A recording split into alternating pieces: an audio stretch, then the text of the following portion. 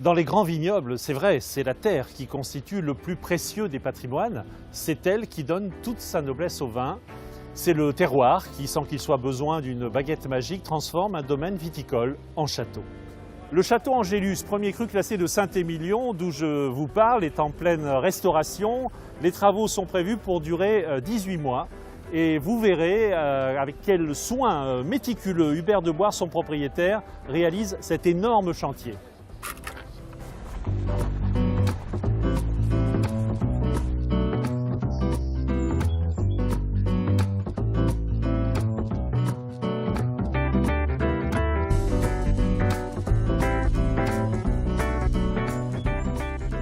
Dans l'esprit des gens, Angélus, ça appartient d'ailleurs pas seulement à ma famille. Il se trouve que pour le vin, c'est à la famille, mais Angélus, c'est un patrimoine qui appartient à la culture judéo-chrétienne, puisqu'en fait, c'est une prière qui a été instaurée au XVe siècle, et donc c'est dans l'histoire de notre patrimoine quelque chose d'important.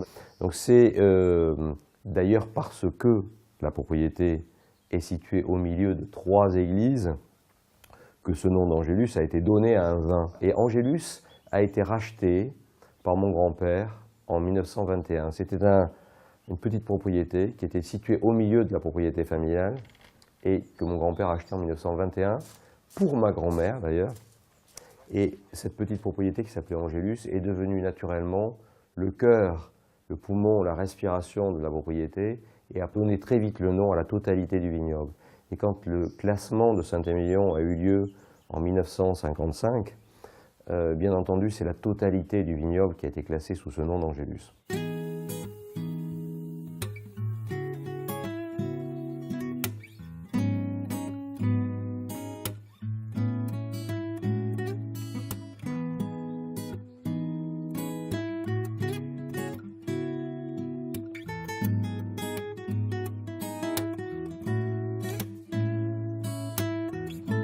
Ici, nous sommes dans la maison de famille qui est là depuis un peu plus de 150 ans.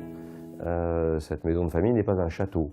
C'est une maison porteuse d'image d'une famille, mais ce n'est pas un château. Donc effectivement, le sens qui est le nôtre, c'est d'être inscrit culturellement et puis aujourd'hui d'avoir effectivement un nouveau projet en se disant que bon, culturellement, le nom du cru, l'image, etc., mais qu'il fallait peut-être aussi donner au nouveau chai d'Angélus, à la nouvelle transcription d'Angélus, une relation plus forte par rapport donc à son patrimoine et à la pierre, c'est-à-dire inscrire la famille complètement dans le patrimoine au travers aussi de la pierre.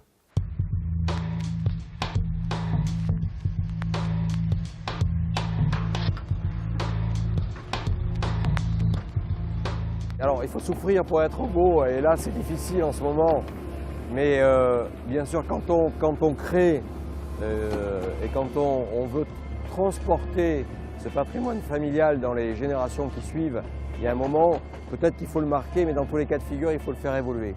Et ça passe par des travaux très importants pour nous, de reprise de toutes les façades, de tous les intérieurs, et de recréer un cadre qui est un cadre qui s'inscrit dans le patrimoine. Donc c'est des travaux lourds, importants, et c'est une envie pour nous de marquer aussi certainement notre passage, mais c'est aussi une envie de transmettre à une génération qui va arriver dans 10, 15 ans et qui est une génération à qui on ne veut pas laisser un patrimoine qui aurait été vieillissant et qui n'aurait pas pris la mesure du temps qui passe. Donc je crois qu'à chaque génération, il y a des empreintes qui sont comme ça importantes à laisser et je crois que pour nous, familialement, c'était de dire, moi, j'ai reçu en tant que génération 7, un patrimoine fantastique dans le vignoble, dans le nom, peut-être dans un certain nombre d'organisations, mais certainement peut-être pas tout à fait au niveau du patrimoine construit. Je crois qu'à ce moment, il faut construire quelque chose qui s'inscrive vraiment dans le patrimoine architectural. Je crois que c'est le moment de le faire. La génération qui suit fera sans doute autre chose, mais là je crois que c'était important de donner ce témoignage de cette mission qui était un peu la nôtre. On voit bien ici. Alors, 17 mètres. 17 mètres, et on voit très bien, alors ici c'est très... il va y avoir un clocher de 17 mètres déjà, mais un clocher type campanile, un aspect campanaire, avec une ferronnerie d'art où des compagnons travaillent.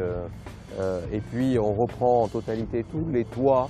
Ici seront faits sur les toits qui sont des toits qu'on retrouve dans l'entrée de Saint-Émilion, avec des tuiles plates anciennes, avec des pentes importantes qu'on retrouve en Périgord, en Dordogne, qu'on peut retrouver aussi en Bourgogne, mais d'une autre façon, mais ces toits qui sont très anciens. Et donc un aspect qui est un aspect, en tout cas patrimonial, je ne sais pas si c'est un château, mais plutôt patrimonial. On voit bien cette inscription dans le patrimoine. Un lieu dans lequel il y a une réorganisation aussi, quand les gens viennent ici à Angélus, ils ne se retrouvent pas dans le bureau entre le livreur de capsules et les gens qui viennent visiter. Il y a une réorganisation de nos bureaux, il y a une réorganisation aussi de nos salles de réception. Et techniquement derrière, ce que l'on ne voit pas aujourd'hui mais qui va exister, c'est une réorganisation aussi de toutes nos chais d'élevage à barriques avec un reconditionnement de la température, de l'air, à tout ce côté technique.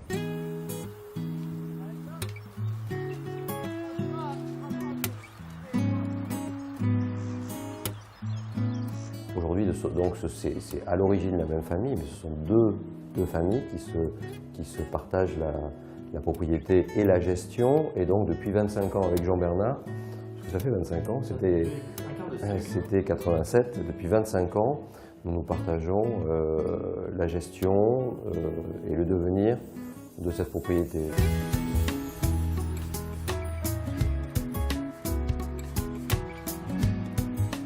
Je me souviens très bien, j'étais pas ici, mais j'étais dans une autre famille de producteurs à Saint-Émilion, et c'était peut-être il y a 25 ou 30 ans au début quand j'ai commencé.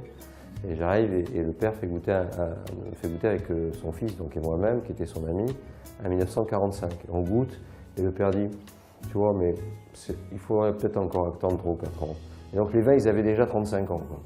Et imaginez aujourd'hui, nous, si on fait cette bouteille et qu'on dit à notre consommateur, vous l'achetez mais vous l'ouvrirez dans 35 ou 40 ans, c'est fini, no way, c'est terminé. Donc aujourd'hui, on doit s'adapter aussi à une consommation tout en gardant nos fondamentaux, notre style, notre capacité à faire rêver avec une élégance, une pureté, une continuité, des vins qui continueront à vieillir, mais dont l'abord sera plus rapide parce que les consommateurs ne peuvent pas attendre 35 ou 40 ans avant d'avoir la grandeur du vin.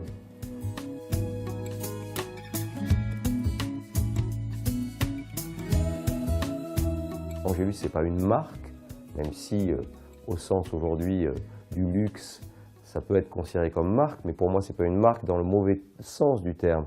C'est vraiment un héritage culturel extrêmement fort, familial, un savoir-faire au travers d'un vin exceptionnel reconnu parmi les plus grands vins du monde, où à la fois cet héritage culturel et ce vin doivent être transmis aux générations qui viennent.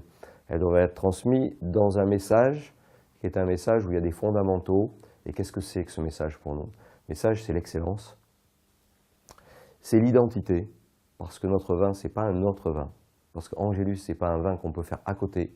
Pourquoi? Parce qu'il y a un terroir qui est très identifié, c'est pour ça qu'il y a des appellations d'origine contrôlées, mais que celle-là, elle est particulièrement importante puisqu'on s'inscrit dans un classement. Donc il y a une notion de terroir unique, de cépage, et puis il y a ce facteur humain exceptionnel qui a fait que pendant aujourd'hui 7 générations, puis 8, puis j'espère 9 et 10, etc., qui vont suivre, il y aura une identité familiale.